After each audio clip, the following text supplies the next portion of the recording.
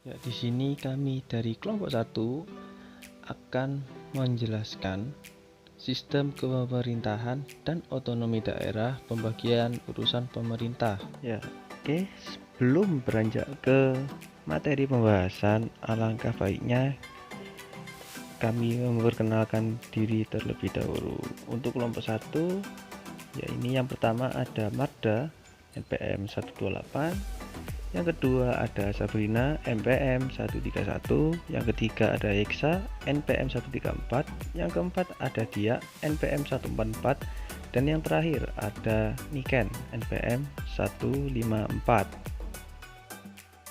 Poin A, kewenangan pemerintah pusat menurut Undang-Undang Nomor 32 Tahun 2004.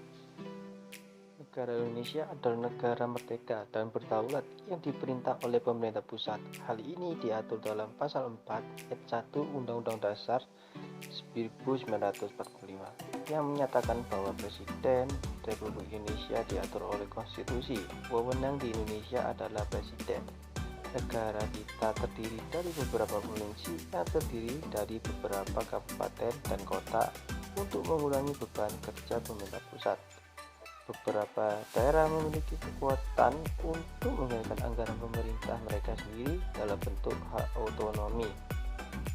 Untuk memilih pemimpin daerah dan legislator daerah di tingkat provinsi, kota, dan kabupaten, mereka akan dipilih oleh garis pemilihan yang demokratis. Sesuai dengan hukum Indonesia dinyatakan dalam Undang-Undang Pemerintah Daerah Nomor 32 Tahun 2004 bahwa pelaksanaan desentralisasi mensyaratkan pembagian fungsi pemerintah antara pemerintah pusat dan daerah otonom. Gagasan bahwa masih ada urusan pemerintah yang sebelumnya menjadi tanggung jawab pemerintah pusat yang terdiri dari yang pertama, kebijakan luar negeri mengacu pada penunjukan penjabat diplomatik dan penunjukan warga negara pada jabatan lembaga internasional. Yang kedua, pertahanan. Yang ketiga, keamanan. Yang keempat, cetak uang dan pajak. Yang kelima, justisi. Yang keenam, agama.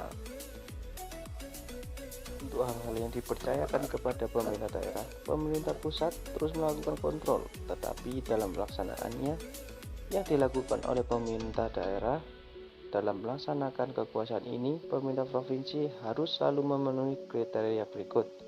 Yang pertama, eksternalitas. Pendekatan untuk distribusi urusan pemerintah yang memperhitungkan implikasi atau konsekuensi dari mengelola urusan pemerintah. Yang kedua, efisiensi. Cara yang dilakukan untuk membagikan urusan pemerintah yang memperhitungkan persediaan sumber daya, baik personel, uang, ataupun perlengkapan, untuk mencapai keakuratan, keamanan, berikut target yang hendak dicapai dalam administrasi bisnis. Poin B, kewenangan pemerintah daerah.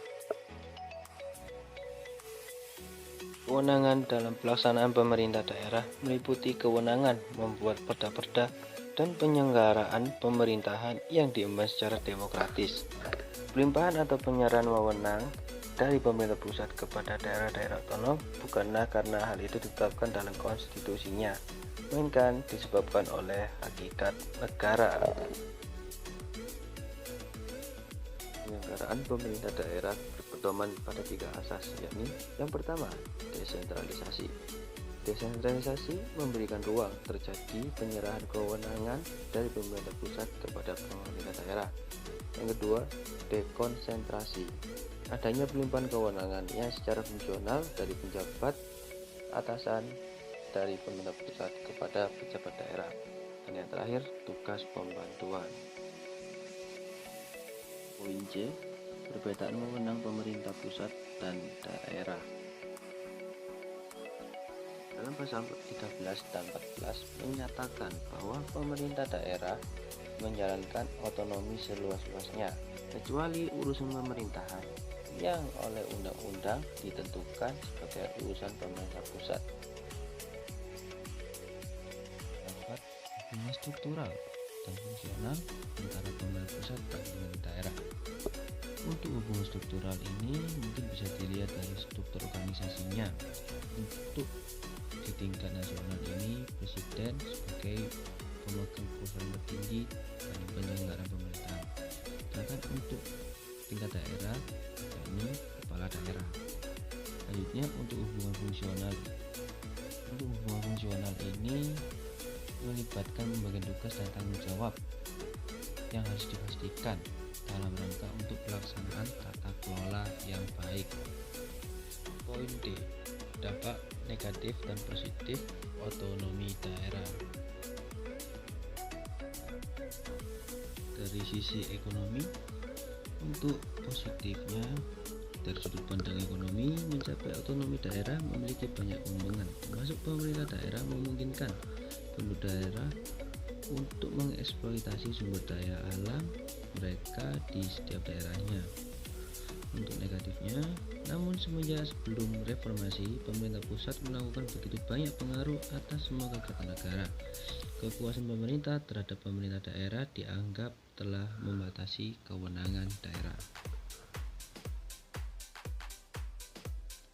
Selanjutnya, tadi aspek sosial budaya.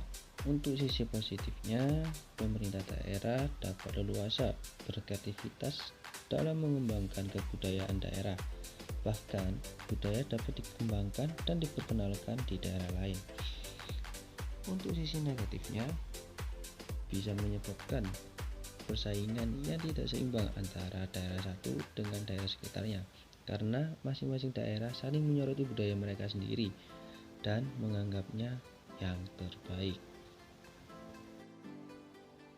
Selanjutnya, dari aspek keamanan politik. Untuk sisi positifnya, desentralisasi adalah usaha pemerintah Indonesia untuk tetap mempertahankan kesatuan dan persatuan bangsa. Karena implementasi dari pemberian kebijakan ini yakni melindungi wilayah-wilayah yang berniat memisahkan diri dari Indonesia. Untuk sisi negatifnya, di satu sisi otonomi daerah dapat menimbulkan konflik antar daerah kembali. Selanjutnya, untuk yang secara umum, sisi positifnya, masing-masing daerah dapat meningkatkan potensinya. Pengembangan daerah yang berpenghasilan tinggi akan berkembang lebih cepat. Untuk sisi negatifnya, daerah tertinggal akan berkembang lebih lambat. Terkadang ada ketimpangan sosial karena kewenangan yang diberikan oleh pemerintah pusat terkadang tidak ada. Poin E, dasar pemerintah daerah. Menurut Undang-Undang Dasar 1945, Pasal 18 sebelum diamandemen menyatakan bahwa pembagian daerah Indonesia atas daerah besar dan kecil dengan bentuk susunan pemerintahannya ditetapkan dengan undang-undang dengan memandang dan mengingat dasar pemusyawaratan dalam sistem pemerintahan negara dan hak-hak asal-usul dalam daerah-daerah yang bersifat istimewa. Poin F, konsep pemerintahan daerah. Konsep pemerintahan daerah di dalamnya melingkupi organisasi, lembaga, institusi, fungsi, atau kegiatan pemerintahan dan daerah pemerintahan. Kemudian untuk lebih memahami makna dari pemerintahan daerah di bawah ini diuraikan beberapa dimensi yang menyangkut pengertian pemerintah daerah. Yang pertama, dimensi sosial. Konsep pemerintahan daerah dipandang sebagai suatu kelompok masyarakat yang terorganisasi yang bertempat tinggal di suatu tempat dengan memiliki ciri-ciri tertentu. Yang kedua, dimensi ekonomi. Mungkin kalau dimensi ekonomi ini cenderung melihat ciri-ciri yang berkaitan erat dengan kondisi dan potensi di daerah tertentu. Yang ketiga, dimensi geografi. Pemerintahan daerah dapat dipahami dengan memiliki lingkungan geografis dengan ciri-ciri tertentu yang meliputi keadaan fisik geografis, demografis, dan potensi ekonomi tertentu. Untuk yang keempat, dimensi hukum.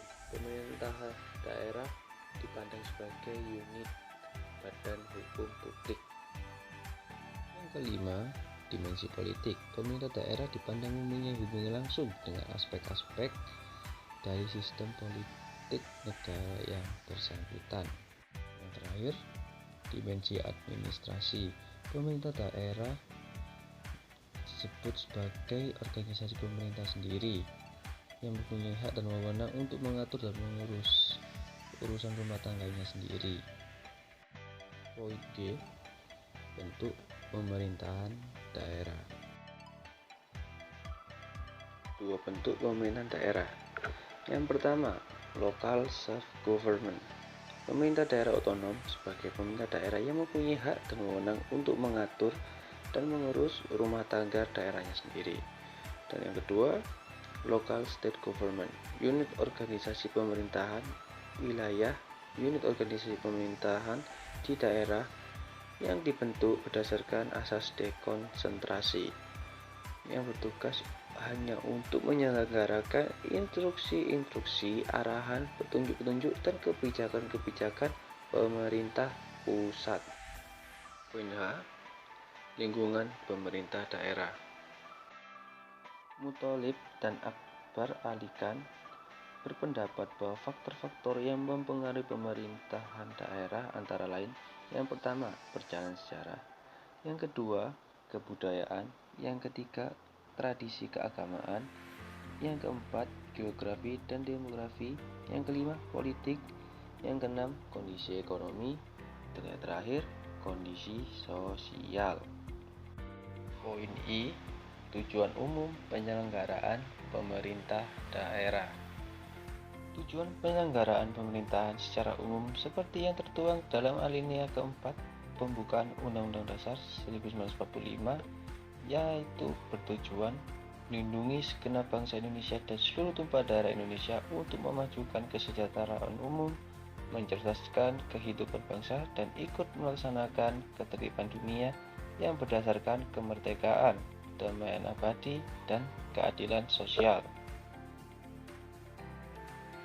Penyelenggaraan pemerintah daerah sebagaimana tercantum dalam Konsideran Undang-Undang Nomor 32 Tahun 2004 tentang pemerintahan daerah bertujuan untuk mempercepat terwujudnya kesejahteraan masyarakat melalui peningkatan pelayanan, pemberdayaan, dan peran serta masyarakat, serta peningkatan daya saing daerah dengan memperhatikan prinsip demokrasi, pemerataan, keadilan, keistimewaan, dan kekhususan suatu daerah dalam sistem negara kesatuan Republik Indonesia.